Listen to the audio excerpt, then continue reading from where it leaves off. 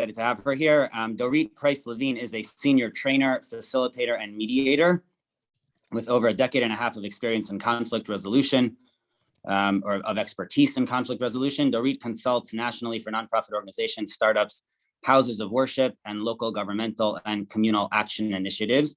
She leads communication skill building workshops, facilitates conversations across divides, designs interfaith programming, and coaches professionals in management techniques. Dorit's passion for conflict resolution and peacemaking began with her experience living in Israel during the Second Palestinian Intifada, which led her to return to the Middle East to better understand and work on the Israeli-Palestinian conflict throughout the early 2000s.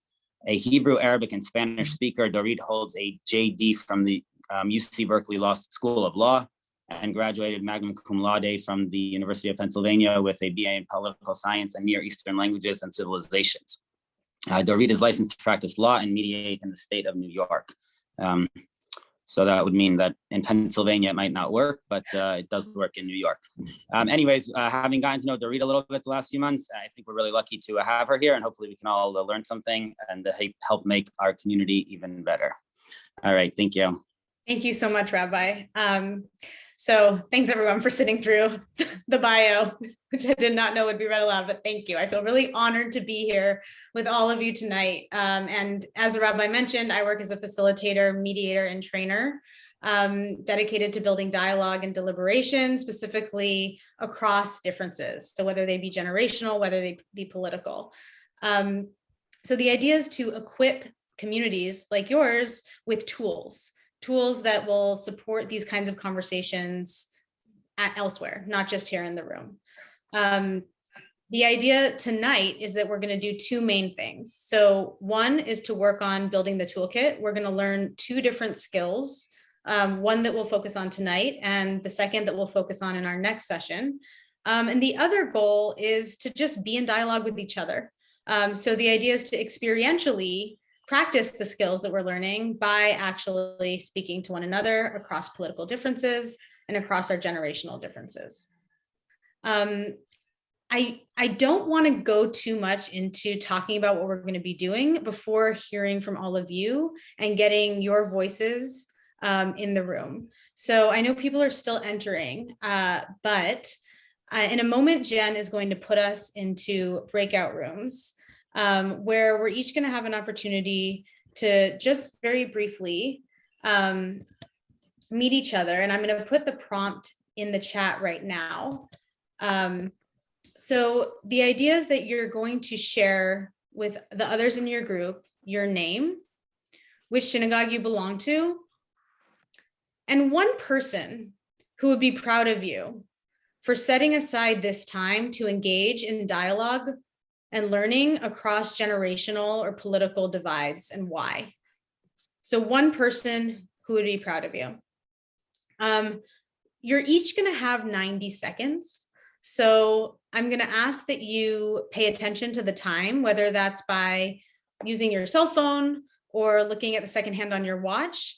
But I'm going to ask that once you get in your breakout groups, we don't take the time to kibitz, we just get right into it. Decide who's going first and just go for it. And then I'll see you back here in 5 minutes. So welcome back. You've gotten to introduce yourselves, at least by way of a few people, and hopefully you got to meet some people you didn't know already. For those of you who may have gotten cut off mid-sentence, my apologies. And I'd like to see, by a way of hands, how many people in this room would say that you experience tension in the face of generational or political conflict in the Jewish community that you're a part of? Okay, lots of hands. Not everybody, lots of hands. How many of you would say that you've avoided having conversations across generational or political differences with people who you know you disagree with? How many of you have avoided those conversations? Yeah, okay, again, lots of hands, but not everybody. Some people are not as conflict avoidant. Okay, how many of you would say that you have lost or damaged a relationship as a result of these generational or political differences? Yeah. So I just want to begin by stating what may be the obvious, which is that, you're not alone. People on this Zoom are not alone. We are facing unprecedented levels of political difference and partisan antipathy in our country. People are saying that, like, actual studies are showing that we are more divided now across partisan lines than we have been at any time since the Civil War. So we have unprecedented ideological siloing, and it's very rare for people to actually engage with each other across political differences. And the generational divide deepens these fissures. I don't know, perhaps it has to do with the fact that culturally, it's become more and more unusual for families to live under one roof, multi-generationally, or even to live close by. Much less common, in fact, in our country than in other countries. And so we're actually spending less time in conversation with each other across generations. And it's become harder and harder for us to understand each other and understand what motivates us.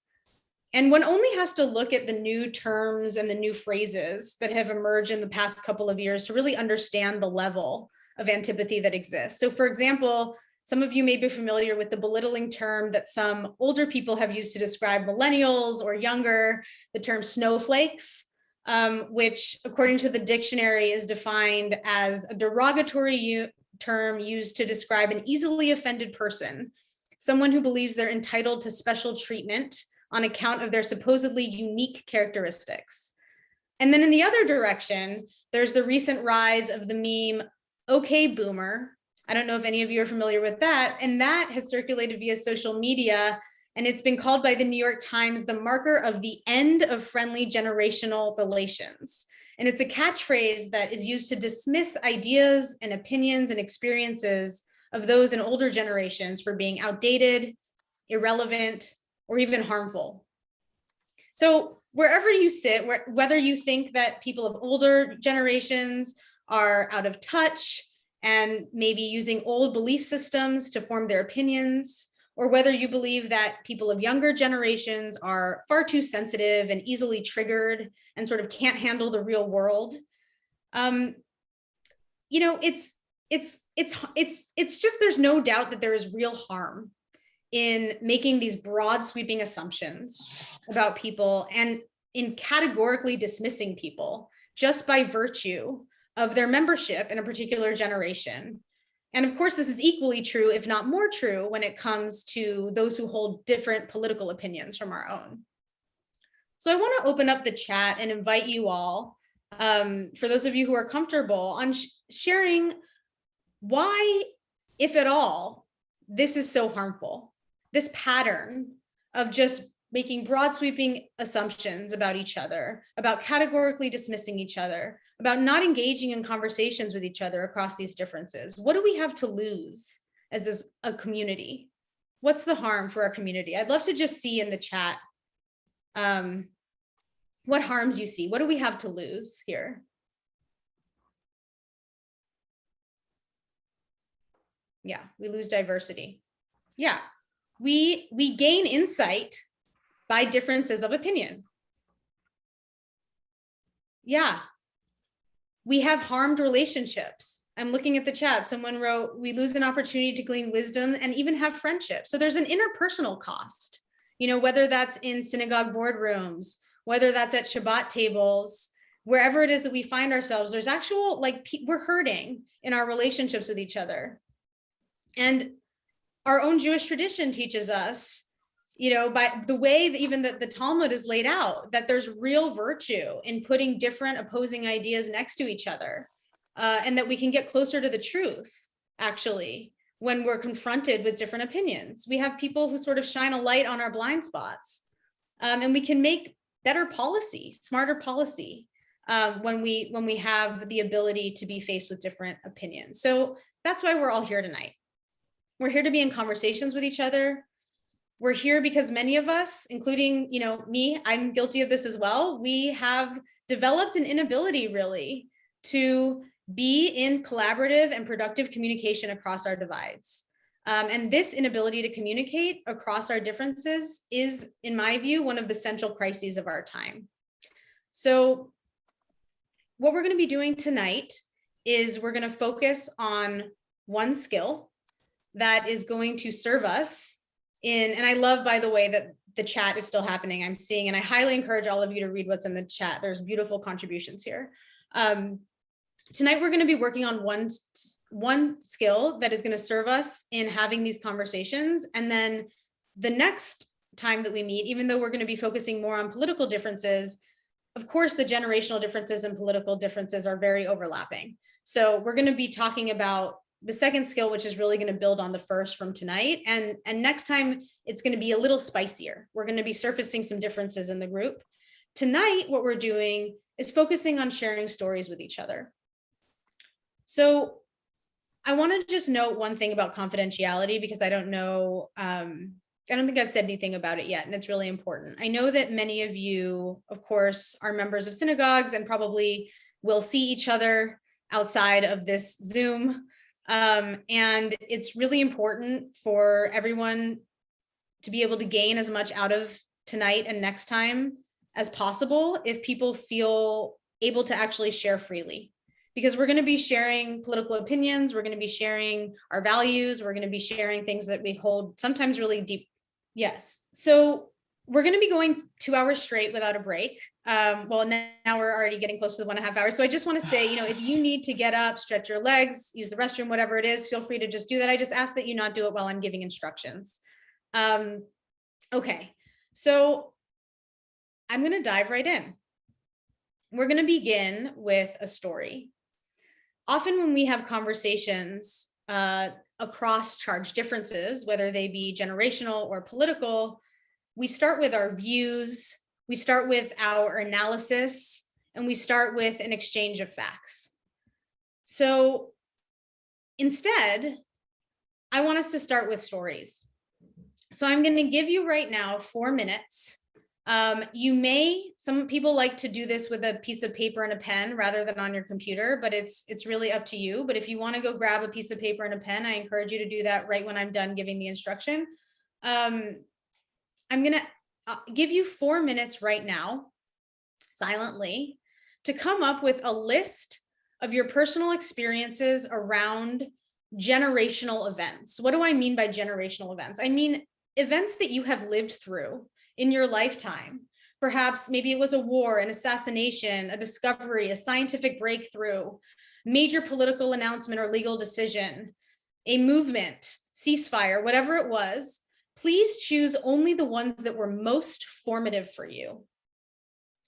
So the ones that most powerfully formed, shaped, or changed your personal, moral, or political makeup.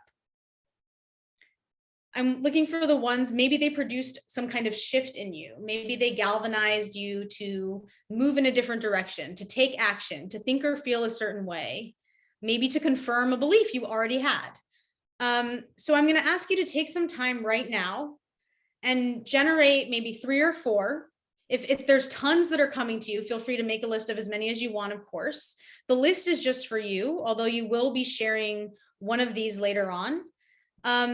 And the idea is to write down what you remember about your own experience of that event and why it was so formative for you. Okay, so is that clear? And I can put it all right now. I'll put it up on the screen so that you know kind of what is happening.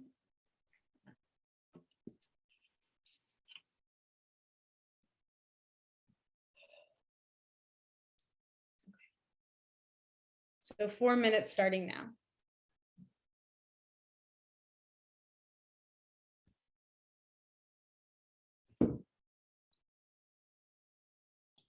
Can you give us those suggestions again or put them on the screen, that whole list?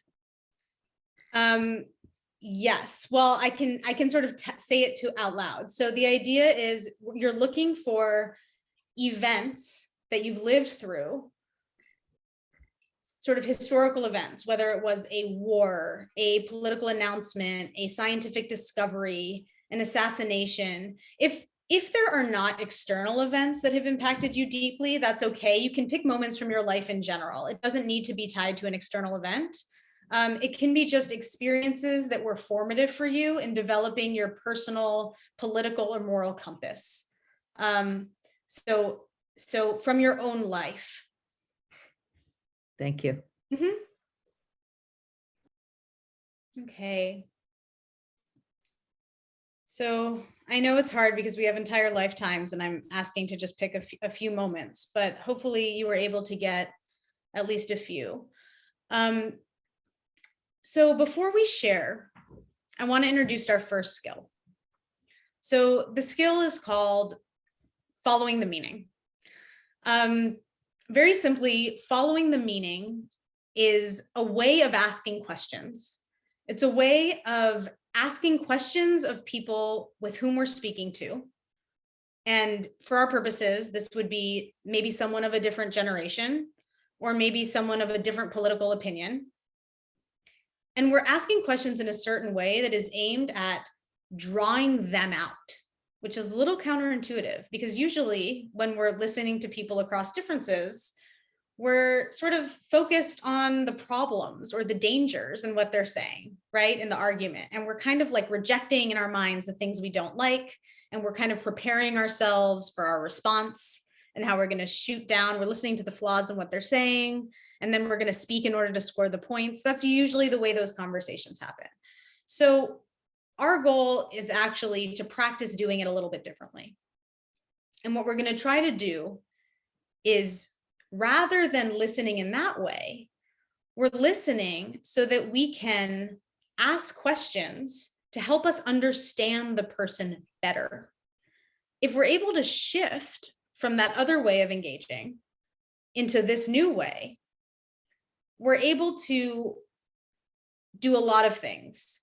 One is we're able to sort of relax, slow down the conversation so that the other person will immediately feel also a little bit less combative and possibly a little bit more receptive to hearing us, because we're demonstrating to them that we're curious about what they're saying. And we're also going to just gain more information so that when we do eventually respond, we'll be able to respond in a way that's actually addressing what matters most to them. But first, before we even get to the responding, we're focused on asking questions. So I'm going to share my screen again because I think it's helpful to get the visual.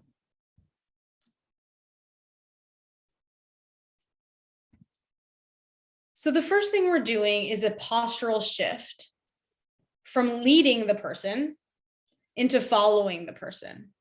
So usually the way that we're trained, especially me, as a lawyer, or if any of you are journalists, we ask questions in a way that's sort of moving the person in a direction. Also, teachers and rabbis do this as well, and there's nothing wrong with it. It's just what I'm encouraging is a shift for the purpose of being in conversations across differences, rather than asking questions to problem solve or to comfort or to analyze, or questions where it's based on what we're curious about.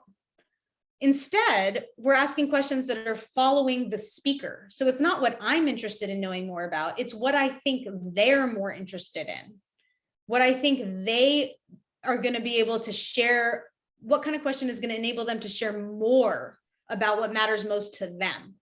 That's sort of like the new way of thinking about how to ask questions. So we're moving away from leading into following. Simply put, what we're trying to do is we're trying to unearth the meaning that people are sitting with. Because usually when people talk to us, they don't actually tell us what matters most. They're going to sort of stay at the surface. They're testing the waters, and we need to ask more to really understand what matters to them. So how do we do that? What we do is we're listening for what we call signposts of meaning. So these can be words, phrases, or even nonverbal cues. It could be people's gestures, whether they lean forward, whether they slump, whatever it is, but we're paying attention to them to try to understand what they're doing that's indicating that there's something really important to them. And then we're going to ask about it. We're going to pick up on it, and we're going to ask about it so that we can learn more. So here are some examples, just to make it really concrete. Statements of identity. If someone says, especially in the context of, let's see, a conversation about politics. If the person says, I'm a lifelong NRA member. We know that person, that's really important to them. They're trying to tell us that the value of gun ownership and self-defense, or, however it is that for that person they would frame it, that's really important. And you want to ask them more about that.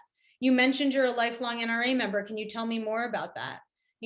Tell me about what's important to you about that. Emotions, metaphors. Someone says, I felt so alone. I felt like I was on an island in the middle of the ocean. Can you tell me more about what was going on for you at that time? Why were you so lonely? Energy, body language, emphatic language. Always. I always read the New York Times. Every morning I get up and I read the New York Times. I never watch Fox News, right? If someone is telling you that, they're trying to indicate something about who they are, what matters to them, and you want to pick up on them and you want to ask them about that. Uncertainty or mixed feelings is another one. People don't always know, but that's one to really pay attention to, because people sometimes are trying to tell you that they're not sure. Maybe they feel torn. If someone says, I'm really conflicted, you want to ask about that. Tell me about that. What's making you feel torn? So when you hear those, you want to find a way to formulate a question to ask about it. So you're going to name the signpost, and then you're going to ask a question designed to understand why or how it matters. So that might look like this. You said that, your time in Israel had a big impact on you. What was the impact that it had, right? If someone mentions that, like that's, an example. You said you're feeling really torn. What's pulling you in different directions? You said you were really frustrated with what you heard, but didn't say why. What was really frustrating you? These are all examples of questions that are following the meaning, right? We're just naming the signpost and we're asking about it. So, okay. I think that, I could talk about it a lot more, but I think that the best way to learn what I'm talking about is for us to practice. So I'm going to ask a brave soul, and we're going to stop recording soon. But, and actually maybe we should stop recording right now. Is that okay, Jen? We'll pause it and then we'll bring it back.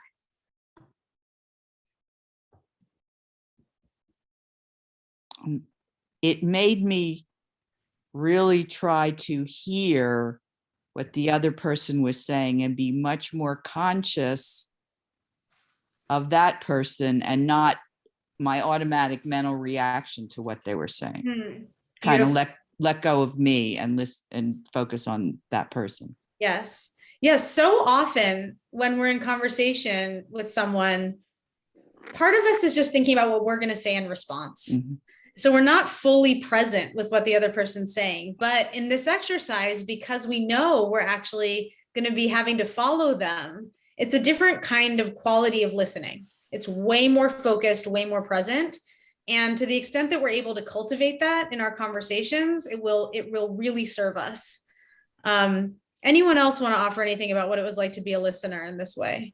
Yeah, I do. One of the advantages that I had was that Jerry, who we appointed immediately as our leader, really understood the question. And I think what I didn't, and I think the other Eva probably did, but I think one of the things you have to do in this exercise is to have somebody who really understands what's happening and what they're trying to do and what's going through their head, or else you can just lose the moment. And I think I would have lost the whole moment if Jerry hadn't said, this is what you want to do, and this is what you want to do. And then I said, oh yeah, that's good.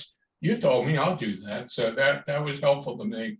Okay, so you lucked out with someone in your group who really understood what we were doing. I did. Yeah. What that person wants to say was to follow on Ricky and say, I didn't even get to her level because, I think of myself as a good listener, but it wasn't even that I was trying to, I mean, I thought I was listening, but each time after I'd listened to Eva, after I'd listened to Mike, it was like, what was it that they really did say? What were their words? What was, I thought I was following it, but like, if I really want to anchor it to a signpost, I'm not sure I had the data collected. And that was a little bit of a beginning of a learning for me.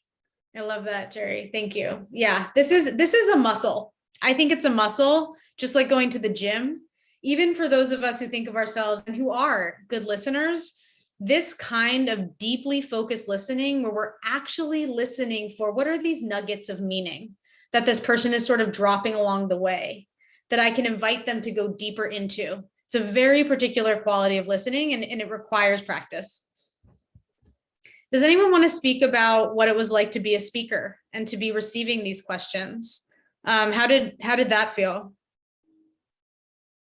Well, if I had a better vocabulary, Jewish vocabulary, to express myself a little more clearly, I would be at a great advantage. But I'm with this group, I was interested in the intergenerational problem that I am so old now, lived through the 40s, 50s, 60s, 70s, 80s, 90s, and then I have to talk to people that never experienced any of that. Yeah. And are they really interested? Well, I think they should be interested, because that's what our history is about. Yes. Well, Alice, what I hear in what you're saying is I have witnessed so much and lived through so much, and there's so many people alive today who know very little about all of these decades. Exactly. Yeah. And Yeah, today depends on what happened years ago.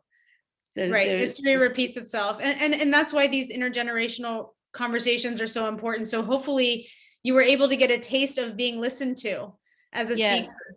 Yes, without being boring and manipulative. I don't want to do that. That's why I don't put my picture up. I don't want anybody to say that I'm domineering. Okay. Well, I don't think that you sound domineering, but I guess we don't have your face to know.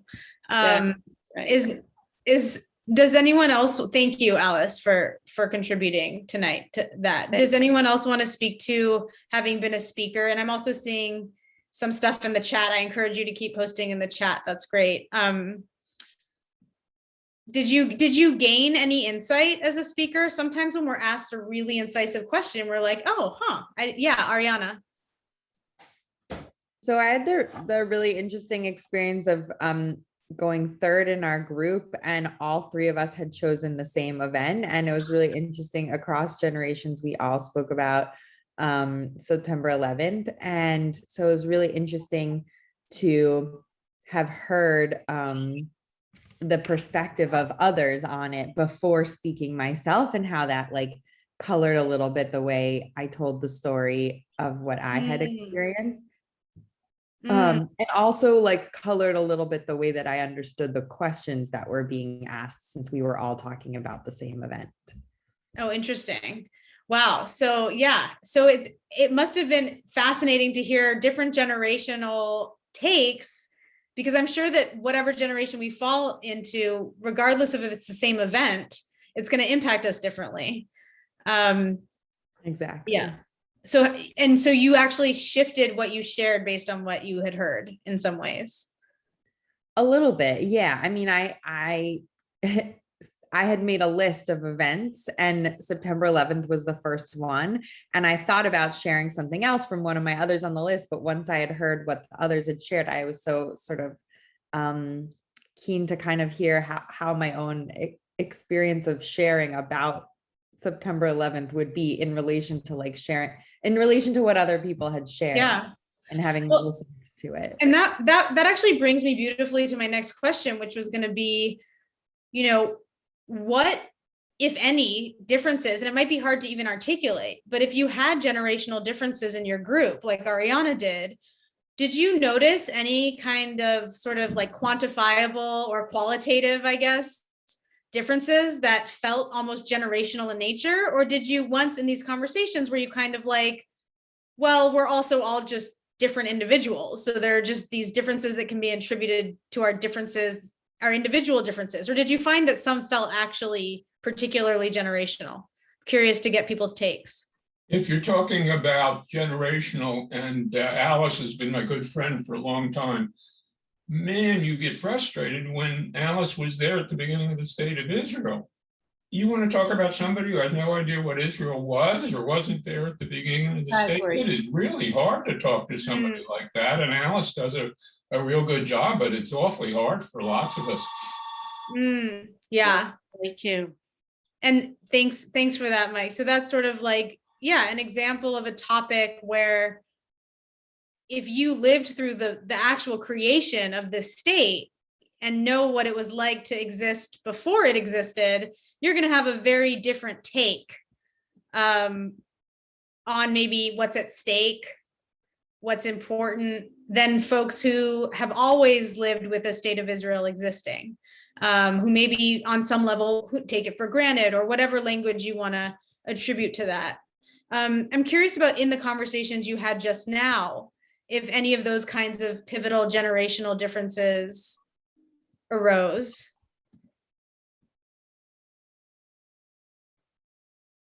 Yeah, with Jen and I had that different generational outlooks. Jen, where's Jen? I'm here.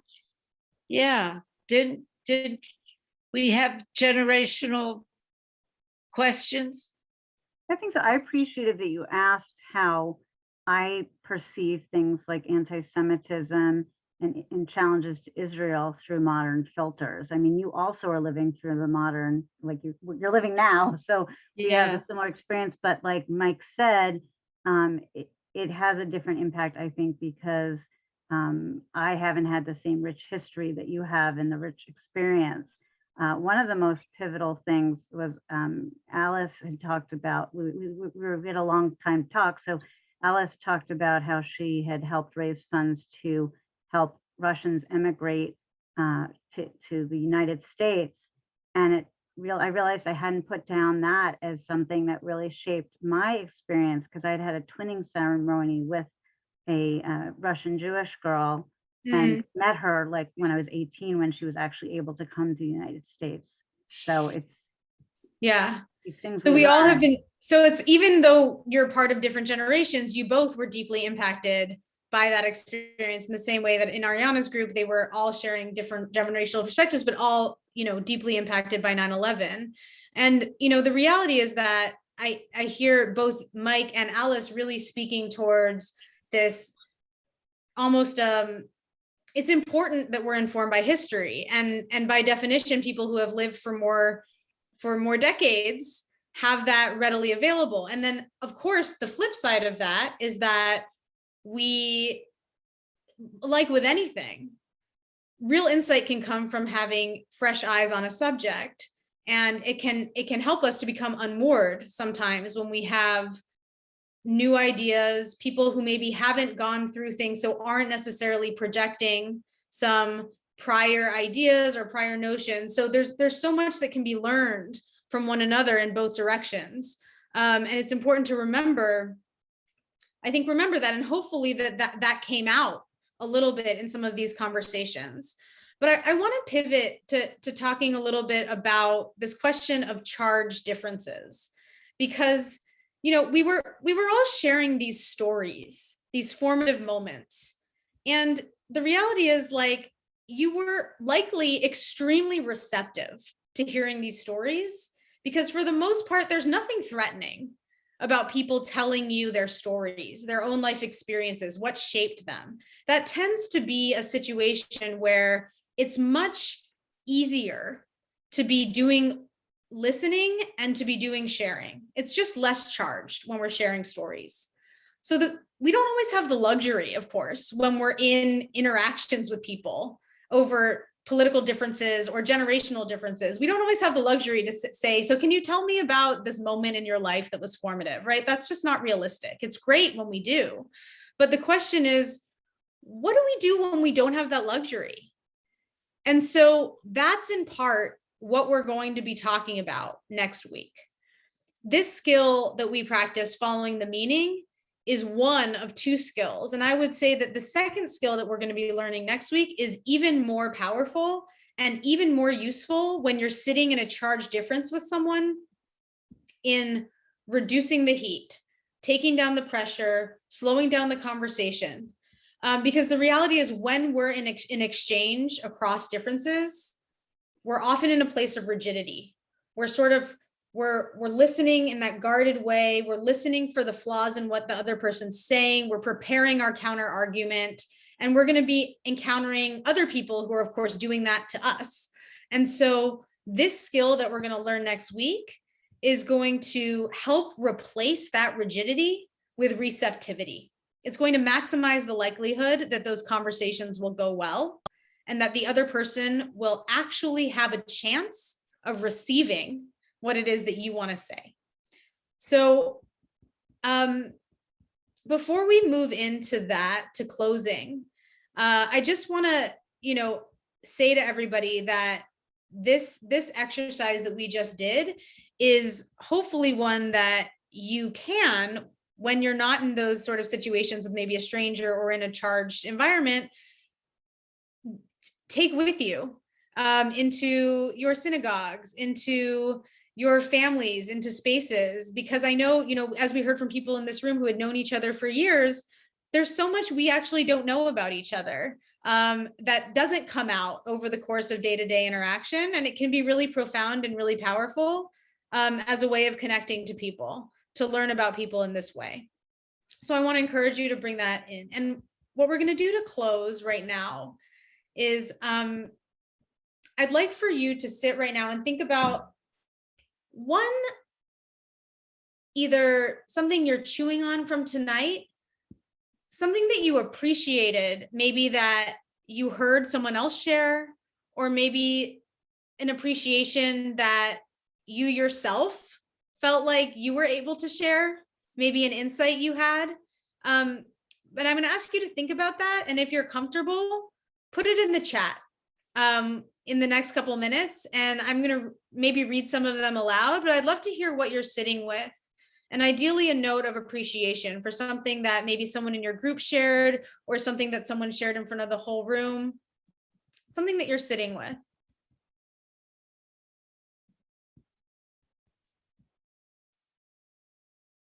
And for those who maybe don't feel like they can maneuver with the chat, if you want to raise your hand, I can call on a few people now.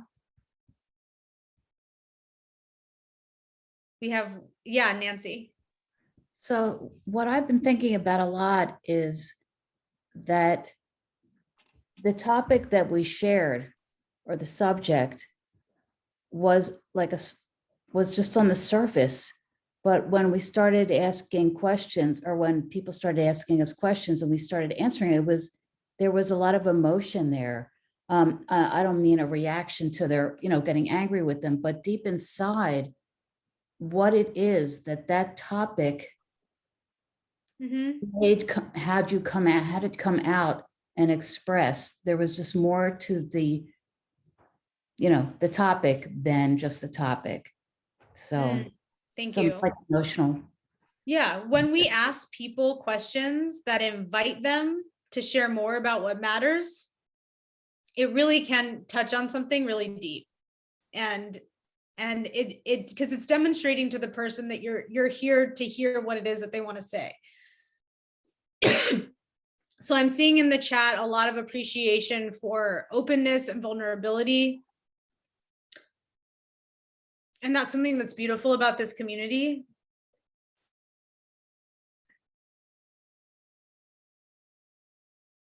I want to just kind of give some time for more to come into the chat, and we have time for another couple people if anyone wants to say anything in front of the group.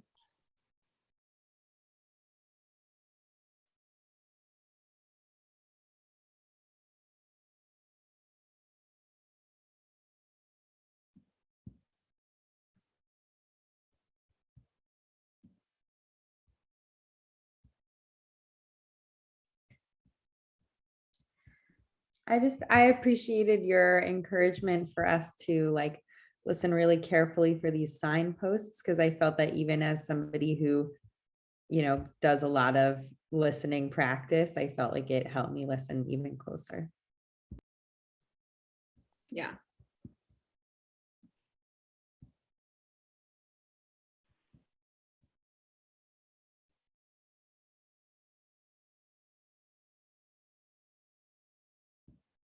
I really encourage everyone to read in the chat. There's some really beautiful comments. And I want to echo what Ben is saying about that not all conflict is generational or political. And that's definitely true. And you know, and we'll talk about that a little bit in the next session, that these skills can really be applied in any context when you're in a charged conversation. So, and a lot of people want to know, you know, like, why would I even choose to enter into a charged conversation? Why would I want to be engaging with somebody who thinks so differently from me? And it might be that it's in order, you need to maintain this relationship. It could be a family member, or it could be because you want to persuade the other person. That can be a reason, and that's okay. It could be because maybe they have some kind of life experience, maybe across generations, or maybe they've been to some geographic location you haven't been to. And so you want to learn from them, even though you know they hold a different opinion from you. There can be so many reasons that we're brought into these conversations. So these skills, regardless of what brings you there and regardless of the difference, will maximize the possibility that the conversation can actually be productive and generative, as opposed to just escalating and evolving or having people shut down as they normally do. And I want to just read out this one that says, you know, my group seemed genuinely interested in my experience. Like, we weren't just participants in a program. Yeah. And I would say that was, I'm sure, a true, genuine interest. And you know, that isn't it amazing that your invitation prompted us to share aspects of our lives that we haven't thought about in years. So thank you, everybody, for being willing to go there and being willing to be vulnerable and share in this group, and also with me, and especially for people who volunteered in the full group. Thank you also to you for doing that. And I really look forward to seeing you next week, when we're going to get into some of the more spice. We're going to actually surface some differences that we have in the room politically, and we're going to practice that second skill. So I hope that you all have a fantastic evening, and I will see you next week. Good. Thank you. Very nice. Thanks, everyone. Thank you. Thank you, everyone. Thank you.